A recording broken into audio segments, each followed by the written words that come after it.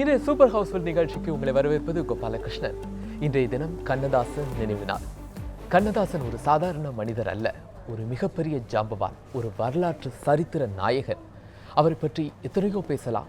இன்றைய super house நிகழ்ச்சியில் அவர் குறித்த பல விஷயங்களை நாம் பகிர்ந்து கொள்ளலாம்.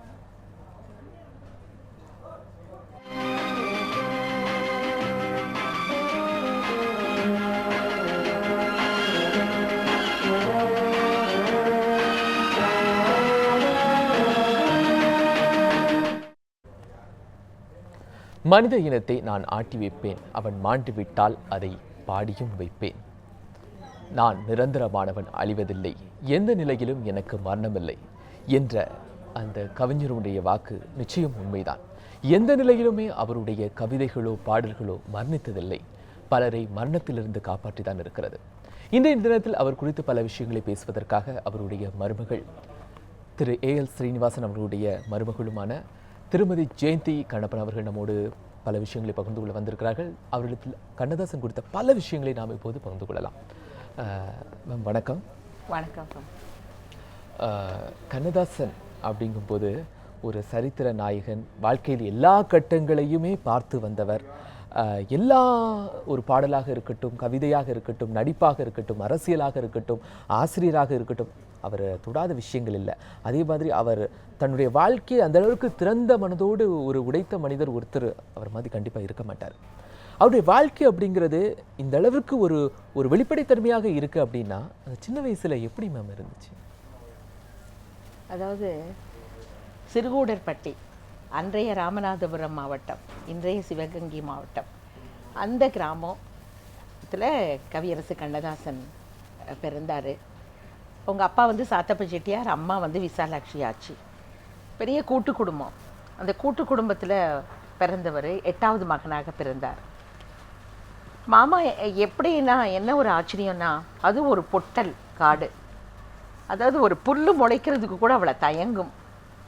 ஒரு பசுமையான விஷயங்கள் எதுவுமே கிடையாது. ஒரு காக்கா குருவி கூட அந்த வெயிலில் பறக்க அஞ்சும். அப்படிப்பட்ட கிராமத்தில் ஒரு கவி பிறந்தான். அவர் வந்து என்னன்னா ஒரு தேடல் அவர்கிட்ட இருந்தது. ஆக்சுவலாக சாத்தப்ப செட்டியாரோட ஃபேமிலி பெரிய பணக்கார ஃபேமிலி. அவங்க பெரிய ஜமீன்தார்னு சொல்லிட்டு அயனாவரம், சென்னைக்கு பக்கத்தில் இருக்கிற அயனாவரத்து ஜமீன்தார் சாத்தப்ப செட்டியார் அவர்கள். ஆனால் வந்து அந்த வீட்டில் வந்து நிறைய பெண் குழந்தைகள், அவரோட கூட பிறந்தவங்க 6 பெண் குழந்தைகள். செட்டிநாட்டு முறைப்படி திருமணம் பண்ணுறதுனால செல்வம் எல்லாம் கரைஞ்சி போயிடுச்சு. கரைஞ்சி போனதுனால அவங்க வந்து ஒரு ஏழ்மையை நோக்கி போயிட்டு இருந்தாங்க. அப்போ வந்து அந்த காலகட்டத்தில் நீங்கள் பார்த்தீங்கன்னு சொன்னால் பக்கத்தில் ஒரு அமராவதி புதூர்ன்ற ஒரு கிராமம் செட்டிநாட்டில், அங்கே ஒரு குருகுலத்தில் தான் மாமா படித்தார்.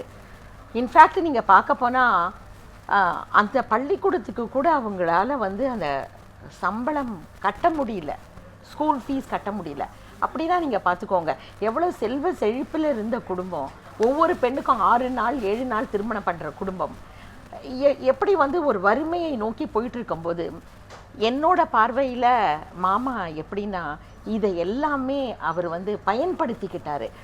அவர் வந்து க்ளீன் அப்சர்வராக இருந்திருக்காரு. எல்லாமே அவர் பார்த்துக்கிட்டே அப்சர்வ் பண்ணிட்டு இருந்தார். ஒரு பெரிய கூட்டு குடும்பத்தில், அதாவது கூட பிறந்தவங்க ஒரு 3-4 பிரதர்ஸ், சாத்தப்ப செட்டியாரோட பிறந்தவங்க சகோதரர்கள் 3-4 பேர். இந்த வீட்டில் எப்போவுமே ஒரு தாலாட்டு சத்தம் கேட்கும், எப்போவுமே ஒரு நல்ல விஷயங்கள். ஒரு பெண்ணு வந்து பெரிய பிள்ளையாக இருக்கிறதுக்கும், ஒரு திருமணம் இருக்கணும், இல்லைன்னா ஒரு இறப்பு நிகழ்ச்சி, ஏதாவது ஒன்று இருக்கும். எல்லாத்தையுமே மாமா பார்த்துக்கிட்டே இருந்திருக்கார். அதுதான் நீங்கள் பார்த்தீங்கன்னா மாமா வந்து எப்போவுமே கூட்டு குடும்ப வாழ்க்கையை ரொம்ப அவர் ஃபோக்கஸ் பண்ணுவார். சில பாடல்கள் நீங்கள் பார்த்தீங்கன்னா அந்த பாசமலரில் ஒரு பர்டிகுலராக ஒரு பாடல் இருக்கும், மலர்ந்து மலராத. அதில் வந்து அண்ணன் வந்து தங்கைக்காக பாடிய பாடலில் அப்படியே அடுக்கியிருப்பார். அந்த அண்ணன் வந்து என்னென்னலாம் தங்கைக்கு கொடுக்கணும்னு சொல்லிட்டு, இதெல்லாம் எப்படி, அதாவது நம்மளும் எல்லாத்தையும் குடும்ப வாழ்க்கையில பார்த்து அந்த சீர்வரிசைகள். ஆமா, அந்த கூட்ட குடும்ப வாழ்க்கை தான்.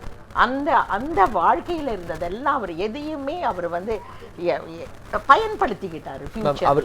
அவருடைய குடும்ப வாழ்க்கையை பற்றி நிறைய சொன்னீங்க. அவர் எந்த சின்ன கிராமங்களில் எப்படி வாழ்ந்தாங்க அப்படின்னு சொன்னீங்க. நாங்களும் கொஞ்சம் சேகரித்து வைத்திருக்கிறோம். அவங்களுடைய பயோபிக்கை நம்ம இப்போ பார்க்கலாம். அதாவது மேப், நம்ம தமிழ்நாட்டு மேப்பில் எடுத்துனா சிறுகூடற்பட்டி ஒரு சின்ன புள்ளி. ஆனால் இன்னைக்கு உலகமே நோக்கிற ஒரு பெரிய ஒரு கிராமம் தான் அது. ஒன்றுமே இருக்காது, ஒரு 70-80 வீடு தான் இருக்கும்.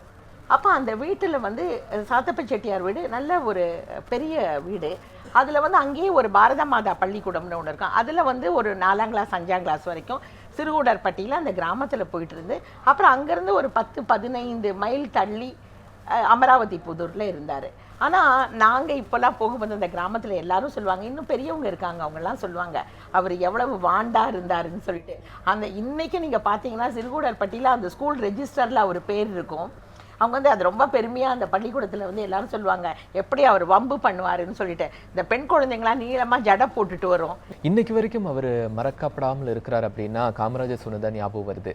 காட்டுக்கு ராஜா சிங்கம், கவிக்கு ராஜா, என்றைக்குமே அவர் கண்ணதாசன் அப்படிங்கிறத மறுக்க முடியாது. அதாவது மாமாவை பற்றி முதல்ல இலக்கிய கூட்டங்களில் பேசப்பட்டது, அதுக்கப்புறம் பட்டிமன்றத்தில் பேசப்பட்டது. அப்புறம் இப்போ என்ன எப்படிச்சுன்னா, ஒரு 4 பேர் நண்பர்கள் சேர்ந்தாலே அதில் கண்டிப்பாக என்னுடைய மாமனார் கவியரசு கண்ணதாசன் வந்துடுறாரு. ஏன்னா நான் முதல்ல சொன்ன மாதிரி அவர் அனுபவங்கள்லாம் அவ்வளோ அழகாக அதில் வந்து தொகுத்து அவர் எழுதிட்டார். ஒரு மாமாவை பொறுத்த வரைக்கும் என்னென்னா, ஒரு பன்முகம் கொண்டவர். அவர் வந்து நீங்கள் ஓரங்க நாடகம், கதாசிரியர், நாடக ஆசிரியர், வசனகர்த்தா, அப்புறம் வந்து சினிமா தயாரிப்பாளர், அதுக்கப்புறம் நடிகர். ஆனால் பேசிக்காக மாமாவுக்கு என்ன ஆசைன்னா மேக்கப் போட்டுட்டு நடிக்கணும் அப்படின்னு தான் ஆசை. அதனால் முதல்ல நீங்கள் பார்த்தீங்கன்னா எப்போல்லாம் அந்த சந்தர்ப்பம் கிடைக்கிதோ அதெல்லாம் வந்துட்டு மாமா வந்து ட்ரை பண்ணியிருக்காரு நடிக்கணும் அப்படின்னு சொல்லிட்டு. அப்புறம் அது மாதிரி பன்முகங்கள், அப்புறம் அரசியல் விமர்சகர், அப்புறம் நல்ல அரசியல் கட்டுரையாளர். அவருடைய வாழ்க்கையில் வந்து எவ்வளவோ மக்களை அவர் சந்திச்சிருக்காரு, எவ்வளவோ முகங்களை அவர் பார்த்துருக்காரு.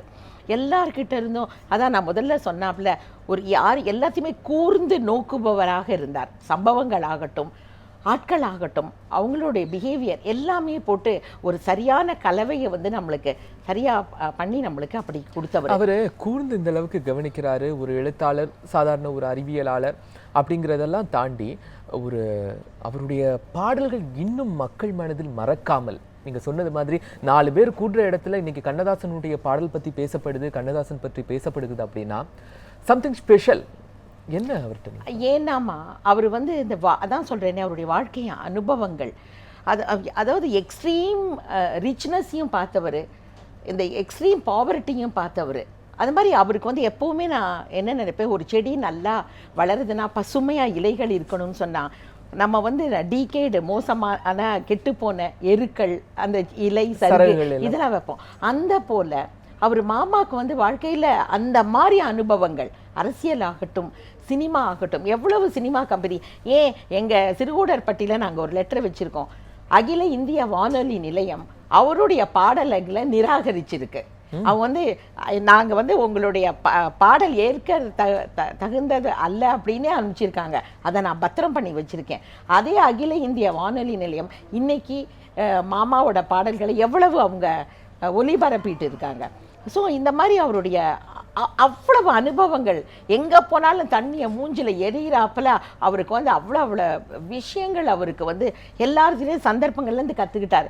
ஆனால் அதெல்லாம் அவருக்குள்ளே வைக்காமல், ஏன்னா அது ஒரு இன்னைக்கு நம்ம அவருடைய பாடல்களை அவ்வளோ நல்லா என்ஜாய் பண்ணுறோன்னு சொன்னாலே அவருக்கு ஏற்பட்ட அந்த நல்ல கெட்ட அனுபவங்கள், அந்த கூட்டு குடும்பம். ஏன்னா இப்போ நீங்கள் பார்த்தீங்கன்னா துயரமான பாடல்கள் எழுதும்போது அந்த மாதிரி அழகான வார்த்தை, இப்போ நம்ம கேட்ட பாடல் ஆறு மனமே ஆறு, எவ்வளோ விஷயங்களில் ஒரு 16 வரியில் அவர் எழுதிட்டாரு. அதே போல் காதல் அனுபவங்கள், அவர் வந்து என்னுடைய மாமனாருக்கு வந்து காதல் மனசு, அவர் கடைசி வரைக்கும் அவர் ஒரு மனசை வந்து அப்படியே அவர் காதலிச்சுட்டே தான் இருந்தார். பிகாஸ் எங்களுக்கெல்லாம் திருமணம் ஆன பிறகு என்னுடைய மாமனாருக்கு திருமணம் நடந்தது.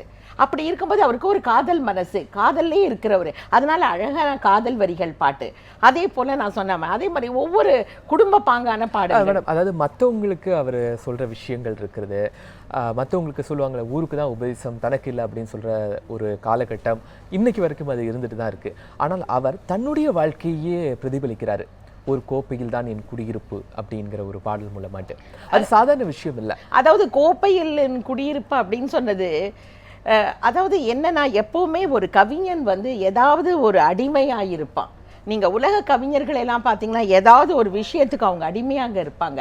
யதார்த்த வாழ்க்கையில் அந்த லெவலில் இருக்க முடியாது கவிஞர்கள். ஏன்னா இன்றைக்கி பார்த்தீங்கன்னா குழந்தைங்களுக்கு ஸ்கூல் ஃபீஸ் கட்டணும், அது வேணும், இந்த வேலை இது. ஸோ எப்போவுமே ஏதாவது ஒன்றுக்கு அடிமையாக இருப்பான்.